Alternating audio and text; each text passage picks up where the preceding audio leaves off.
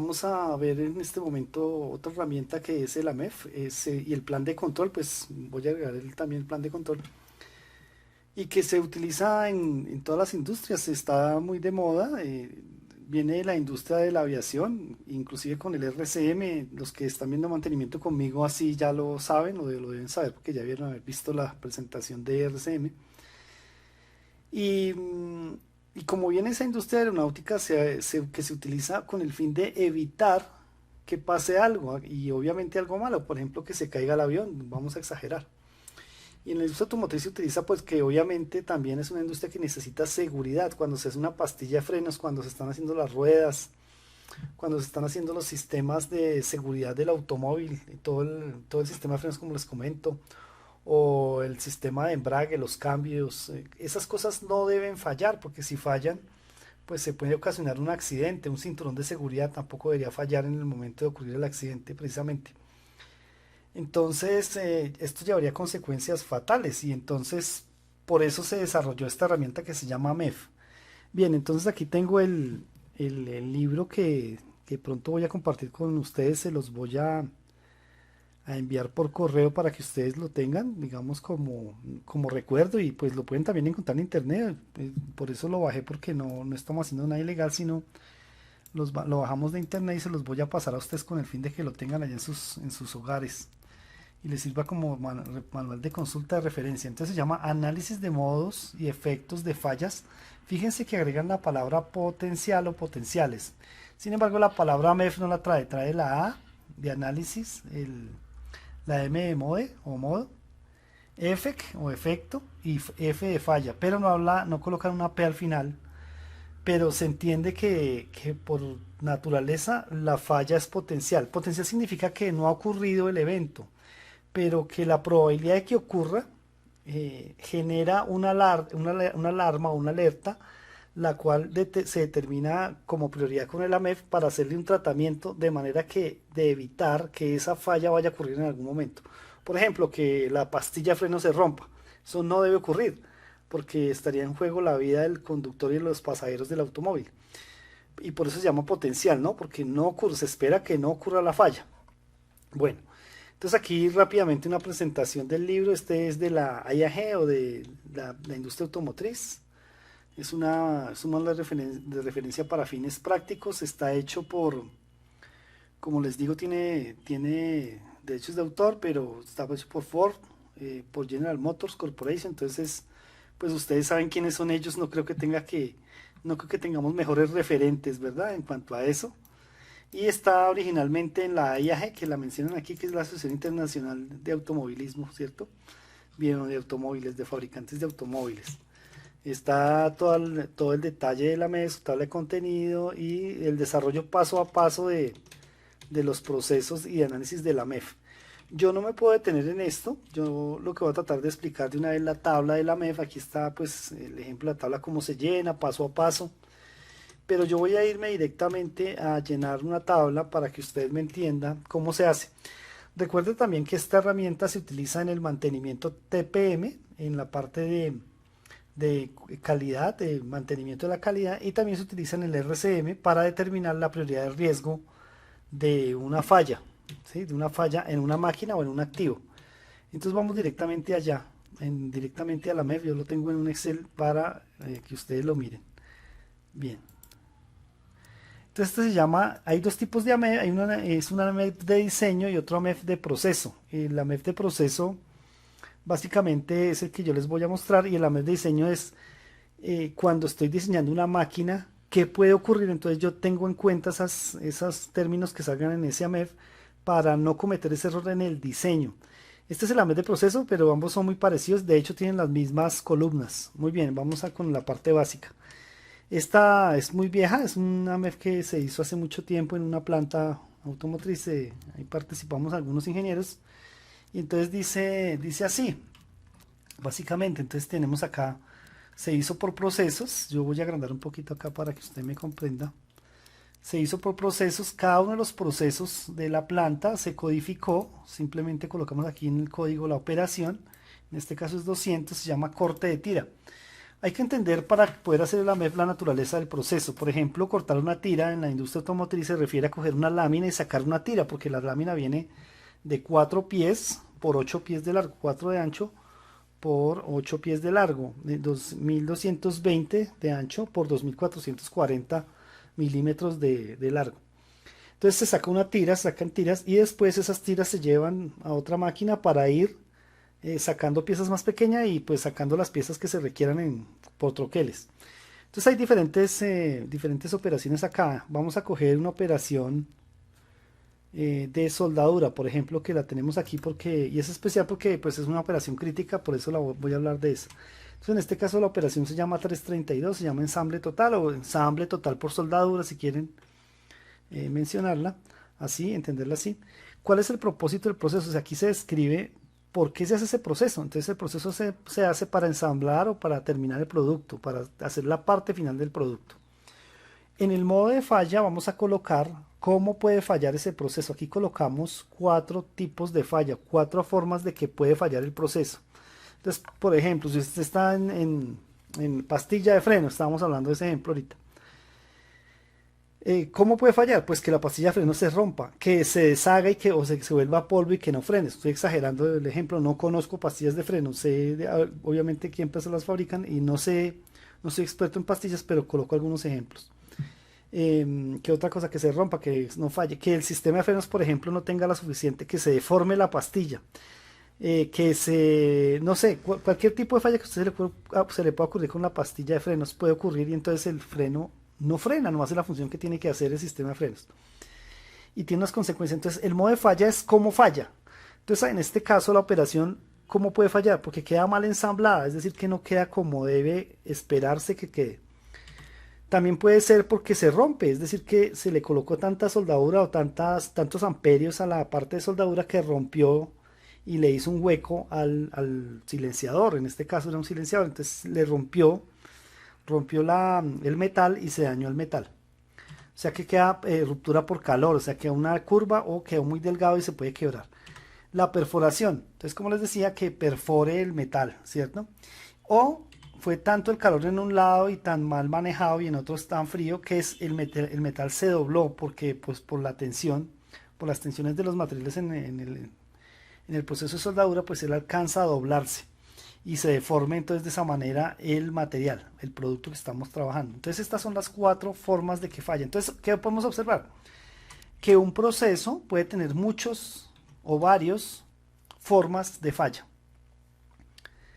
¿Cuáles son los efectos de esa falla? Los efectos es las causas, las consecuencias, perdón, las consecuencias de la falla. Lo que en el árbol de problemas veíamos sería el problema como tal. ¿Sí? El efecto de esas en el árbol, en la raíz, en el árbol de los problemas, en el árbol, serían las causas también de ese error, de ese problema.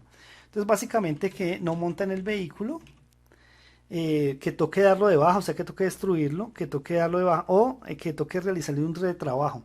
Cualquiera de estas 3 cosas o estas 4 cosas es malo, porque igual cuesta. Y podría haber otro efecto, ¿no? Que por ejemplo, una devolución, digamos que no se revisó y se fue, claro que sería otro proceso que hay más adelante que se llama revisión, pero que el producto se fue así y el cliente no lo devolvió, o que el carro al final falle y tenga problemas en el motor, porque pues eso genera algunas presiones y entonces queda mal la presión del motor y genera, por ejemplo, inclusive escapes de humos que no son deseados por la parte de contaminación ambiental. Entonces estos son los efectos de este modo de falla. ¿Podría un modo de falla tener varios efectos? Sí, es decir, este mal ensamblado podría tener varios efectos, ¿sí? Podría tener varios, sin embargo aquí dejamos uno para cada uno. Bien, después viene una valoración de qué tan grave, ¿cierto? Es esa falla que ocurra. Entonces, vamos a hablar de la severidad, se llama severidad. En algunas versiones las colocan como gravedad, pero la gravedad se puede confundir con la ley de la gravedad, entonces es mejor que usen la palabra severidad. Entonces, ¿qué tan severo es que esto ocurra? La severidad se califica de 1 a 10. de 1 a 10. Ya lo habíamos hablado de pronto en una presentación también muy rápida en mantenimiento, pero pues la aclaro aquí para control de calidad. Solo se califica de 1 a 10. 1 sería una severidad mínima, es decir, que en realidad no es nada grave, es simplemente quedó manchado y se puede quitar, con la uña se le pasa, así ya se quita la mancha, por decir algo.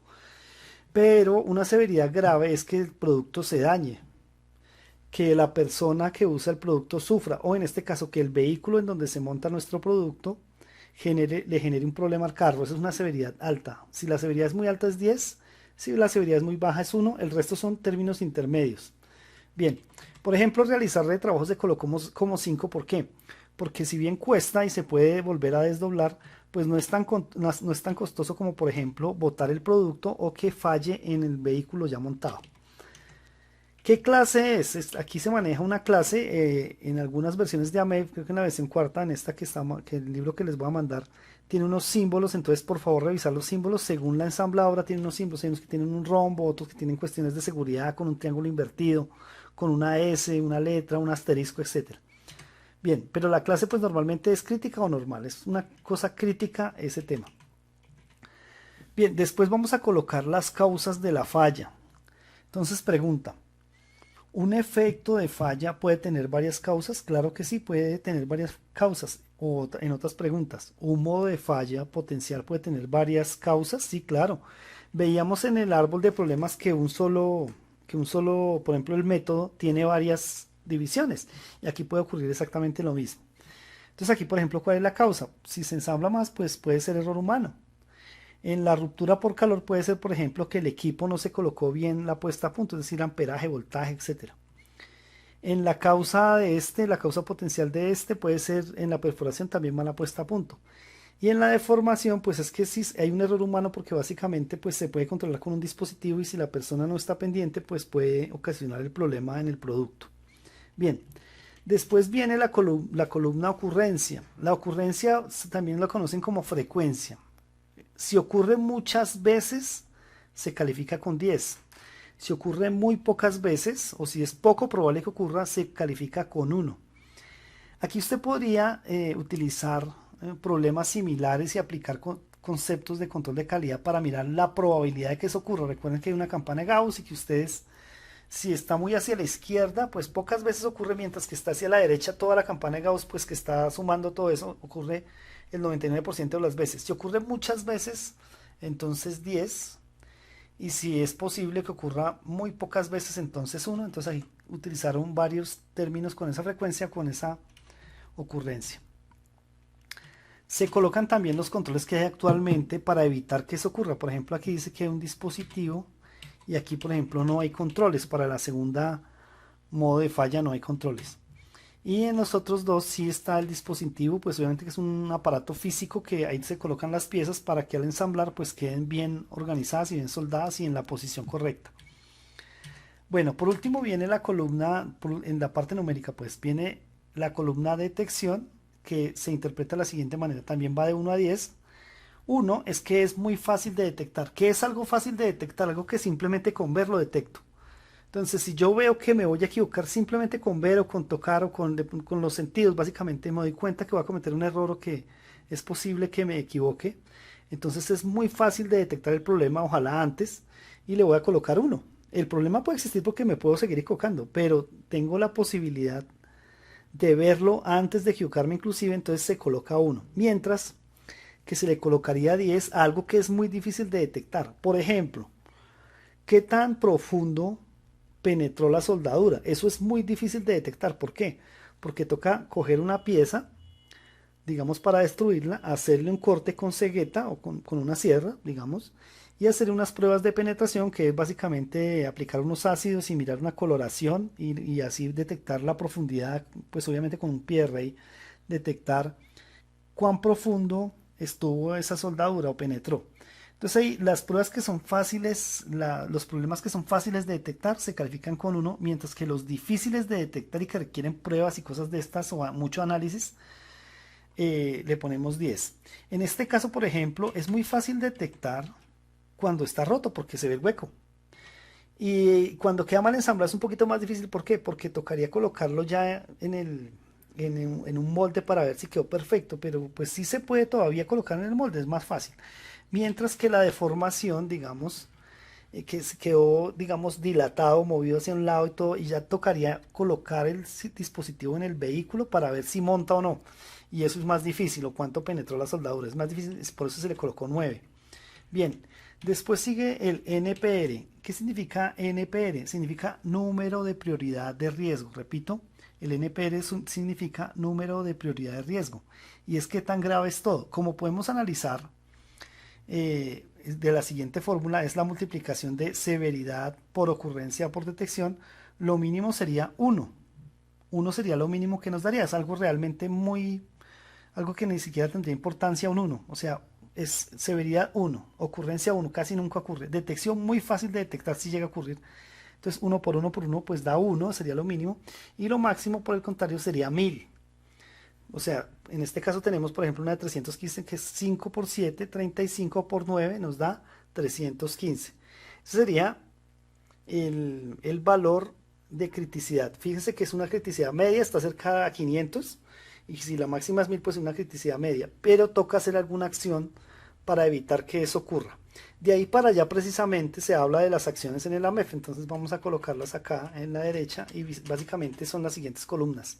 Que dice acciones recomendadas. Entonces básicamente para una criticidad de 90, esta empresa decidió o decidimos en el área de ingeniería no hacer ninguna acción, no se requiere ninguna acción. Y lo mismo, mucho menos si no se requiere para una de 90, pues para una de 10 mucho menos, simplemente es estar pendiente, no se colocó ninguna. Pero por ejemplo acá se colocó que el producto se debe dejar enfriar en el dispositivo. ¿Por qué? Porque pues este es un proceso metalmecánico, entonces cuando se suelda algo, el aparato, él se tiende a deformar, pero si yo lo dejo enfriar en el dispositivo, lo fuerzo, hago que el instrumento que estoy soldando o la pieza que estoy soldando quede de esa forma, haciéndola forzada, de manera forzada, sobre el dispositivo que también es metálico. Por lo tanto, si ya se deja enfriar y lo quito de ahí, va a quedar con la forma que se necesita. Y eso, ¿quién lo debe hacer? ¿No? El operario y pues obviamente todas las veces que se haga el proceso de soldadura. ¿Qué acción se tomó? Digamos, aquí se colocan en algunos casos qué acción se tomó si eso no funcionó. Y aquí, digamos, la nueva severidad, la nueva ocurrencia, la nueva detección, cuando ya se evaluó posteriormente. Y el nuevo NPR que se bajó, se supone, de 315 a 75, como ustedes pueden ver en este Excel. Bien, estas son las columnas o la explicación de la MEF.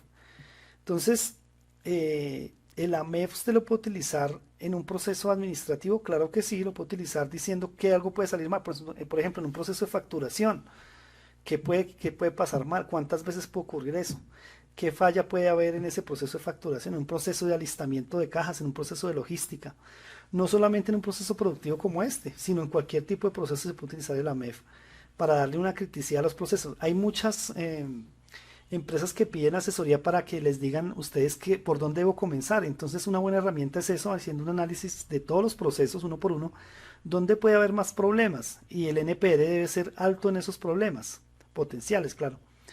Y si es así, entonces usted puede, de una manera matemática, dándole un valor a cada cosa, determinar por dónde puede comenzar. Obviamente por las cosas más críticas. En este caso comenzamos por 315.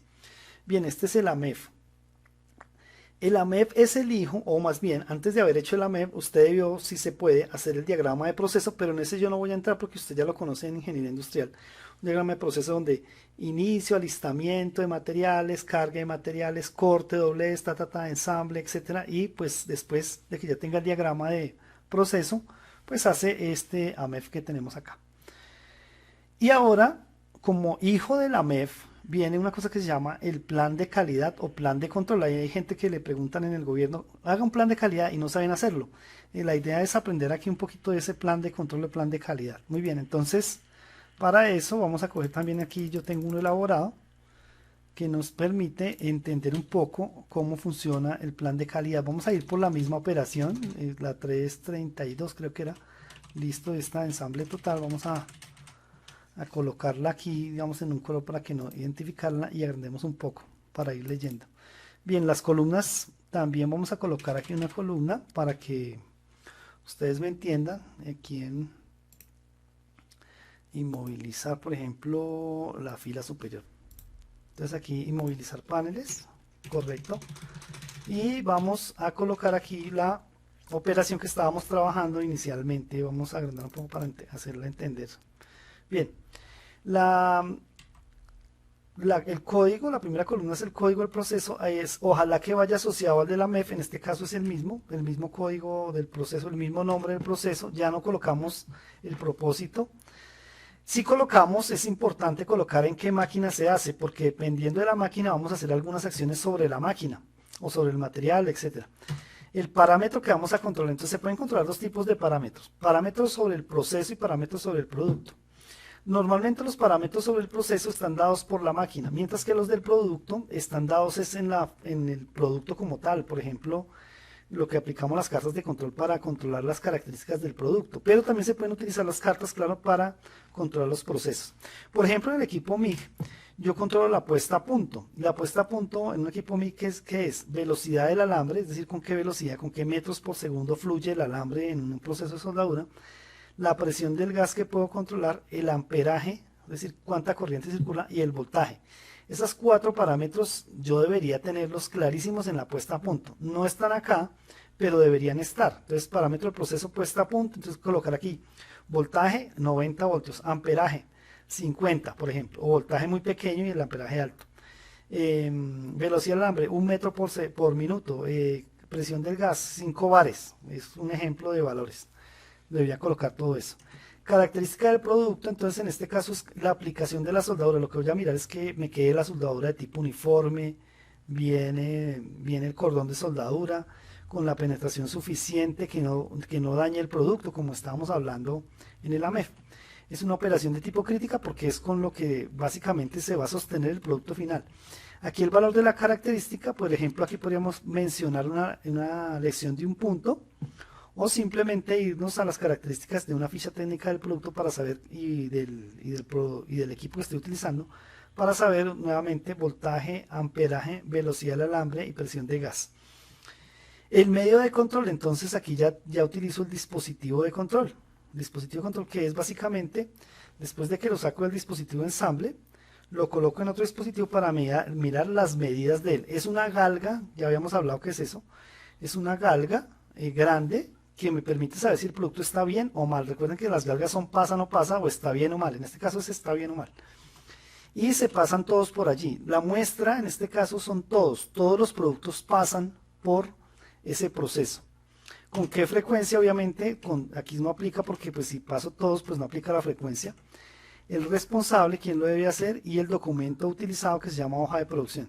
Este plan de control es muy sencillo, pero podría mejorarse. Ustedes le pueden agregar columnas, normalmente no quitar, agregar columnas. Otros ejemplos de tamaño de muestra y frecuencia. Por ejemplo, muestra 2 unidades con frecuencia cada vez que inicia el proceso. O por ejemplo, 5 unidades cada 3 horas si es un proceso que trabaja las 24 horas, etcétera. Entonces estos son ejemplos de muestra y de frecuencia. ¿Sí? En este caso, como se toma el 100%, o sea, todos los productos pasan por allí, pues simplemente no aplica la frecuencia. Entonces, ingenieros, es el plan de control también de manera muy sencilla. De esto también hay en el libro, en la industria automotriz hay uno que se llama plan de control, diagrama de flujo, AMEF y plan de control, que es al final el que nos dice qué hacer para controlar la calidad de todos los procesos productivos.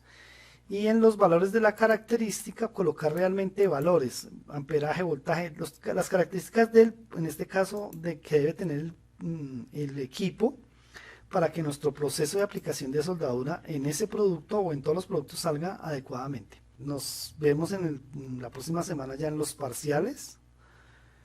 Cualquier duda, por favor, no duden en consultarme y mi consejo es que no se queden solo con esto, que yo les expliqué aquí por los videos, sino que vayan más allá. Ahí en internet ustedes van a encontrar de todo, por ejemplo de AMEF, ustedes van a encontrar una cantidad de información, de planes de control, van a encontrar muchos ejemplos de planes de control súper detallados de cómo hacerlos, de cómo aplicarlos. Entonces no se queden solo con lo que se les puede explicar acá.